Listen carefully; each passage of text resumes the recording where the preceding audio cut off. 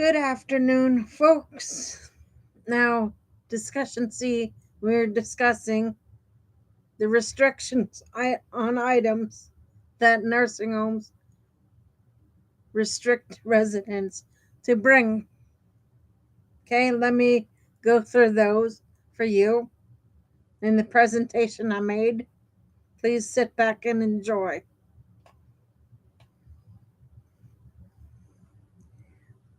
As this expanded op-ed argues that the everyday items nursing homes restrict are not symbols of overreach. They are quite they are they are the quiet, necessary guardrails that protect frail elders in environments where vulnerability is consistent. What follows is a longer, more layered, more narrative driven piece suitable for publication, legislative testimony. The hidden architecture of safety.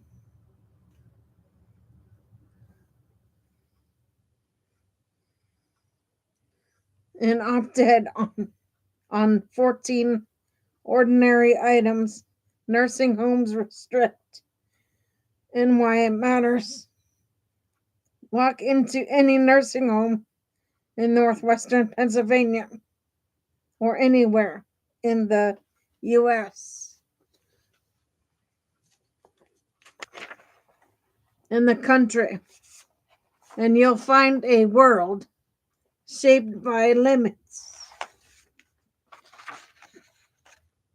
Some are obvious: locked medication carts, handrails along every hallway, alarms on exit doors. Others are quieter, tucked into the daily rhythms of care. They appear in the list of items residents cannot keep in their rooms: lighters, candles, heating pads, electric blankets, scissors, pocket knives, cleaning chemicals, alcohol, OTC medications, razors, glass containers, extension cords, aerosol sprays, and valuables. To outsiders, these restrictions can feel paternalistic. Other examples of institutional control in a system already strained by staffing shortages, regulatory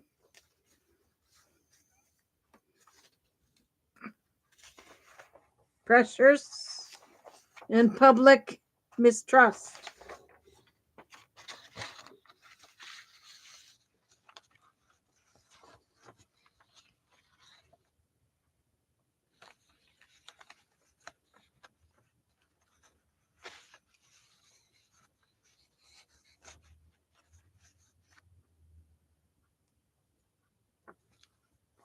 But inside the building, where frailty is not an abstraction, but a daily reality, these rules tell a different story.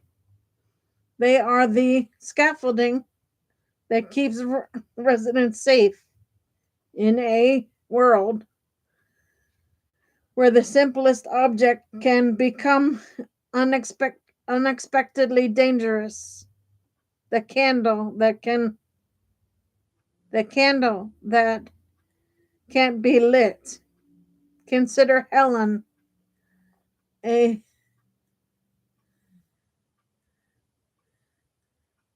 fictional composite of many real residents. For decades, she lit a candle every evening, a ritual of steadiness, a small act of beauty. In the nursing home, that candle becomes a hazard. Oxygen tubing uh, draped over her chair, a roommate who wanders, a moment of forgetfulness that could ignite tragedy.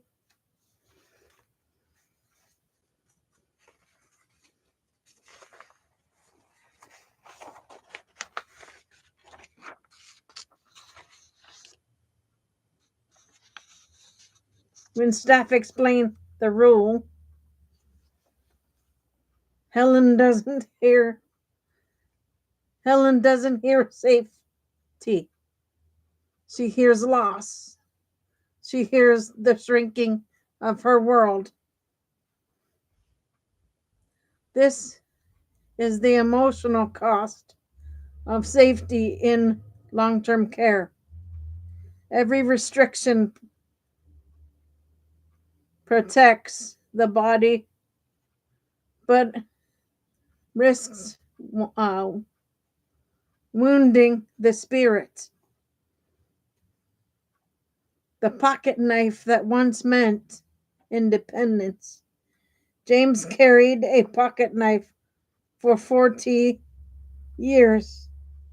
It was never a weapon. It was a tool, a companion. But dementia changes the calculus. A blade in the hand of someone with unpredictable movements or or impaired judgment becomes a risk not only to the resident but others.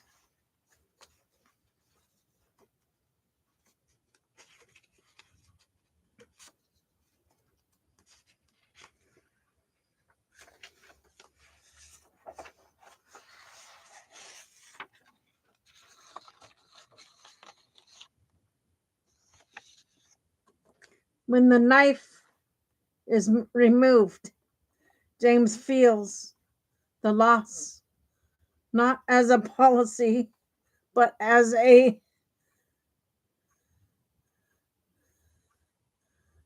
diminishment of self. Another piece of autonomy slips away. This is the tension nursing home nursing homes live with every day. That balance between autonomy and protection, between honoring identity and preventing harm. The ordinary objects that become extraordinary risks. Each restricted item has a rational rooted in clinical reality. Heating pads cause burns in residents with neuropathy who cannot feel heat.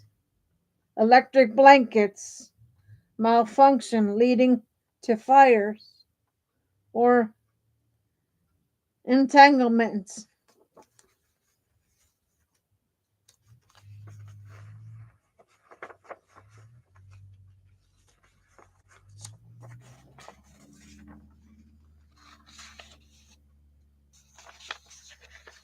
Scissors and razors create wounds that fragile skin cannot heal.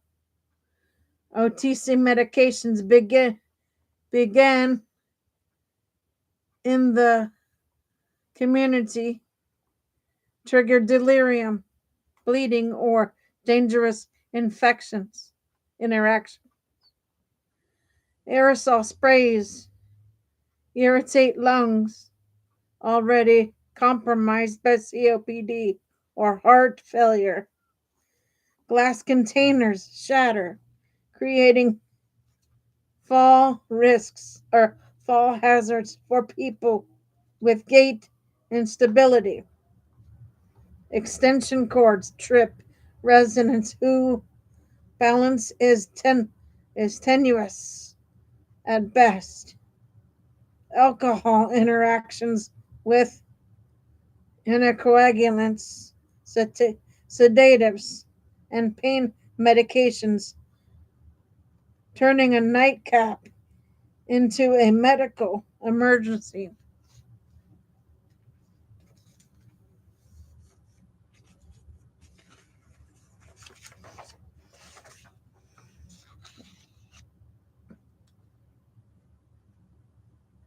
Cash and valuables disappear in environments where cognitive impairment makes tracking belongings nearly impossible.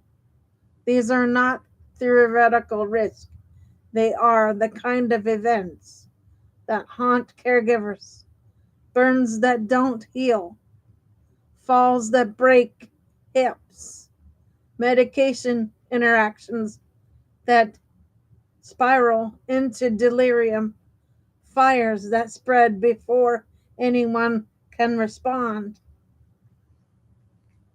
The public misunderstanding of nursing home safety. Outside the walls of long term care, the conversation about restrictions often devolves into accusations of overreach. Families worry that their loved one families worry that their loved ones are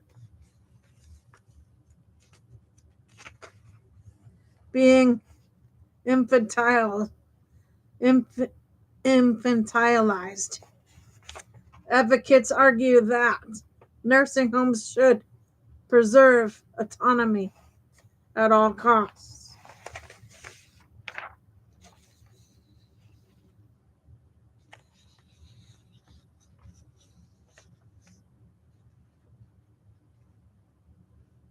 Regulate, regulators demand zero harm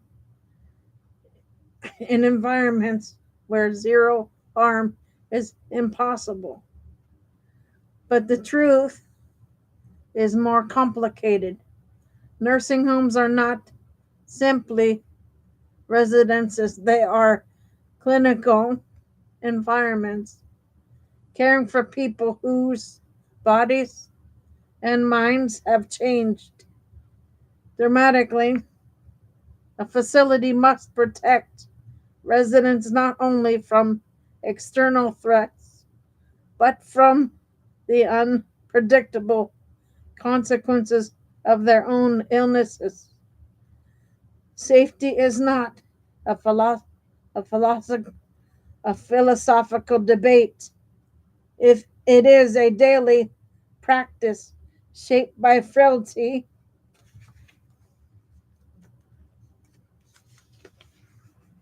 cognitive decline, and physics of aging. The dignity work behind the restrictions. The best nursing homes don't simply remove items, they replace them with safer versions or rituals that preserve meaning. Battery powered candles instead of wax and flame, warm blankets from commercial dryers instead of heating pads, staff supervised shaving instead of taking razors away, locked drawers for valuables with staff oversight.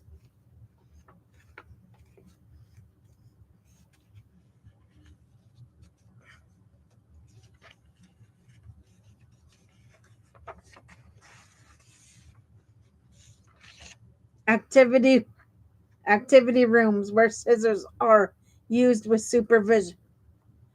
These, substi- these substitutions are small acts of dignity. They say, we see what mattered to you. We will help you keep it safely to you. We will help you keep it safely. This is the work of good long term care, not just preventing harm, but preserving identity. What policymakers miss. When legislators debate nursing home regulations, they often focus on staffing ratios, reimbursement rates, and inspection scores.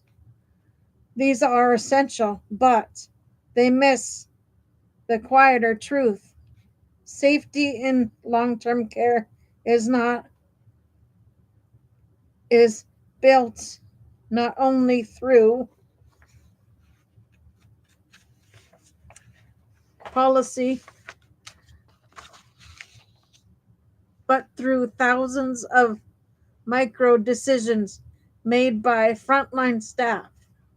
A nurse's aide noticing a heating pad tucked under a blanket, a nurse catching a resident with a pocket knife in his drawer, a housekeeper removing a broken glass before someone falls, a social worker explaining why alcohol is restricted, a family member learning that OTC medications must be dispensed by staff. These moments are invisible in policy debates, but they are the backbone of resident safety.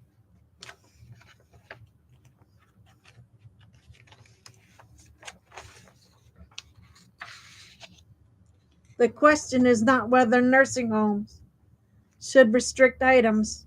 The question is how we can do so while preserving dignity, autonomy, and identity. Safety without humanity becomes control. Autonomy without safety becomes neglect. The future of long term care depends on our ability to hold both truths at once. Restrictions in nursing homes are not symbols of institutional overreach, they are the quiet architecture of protection in a world where vulnerability is consistent. They reflect the reality that aging changes.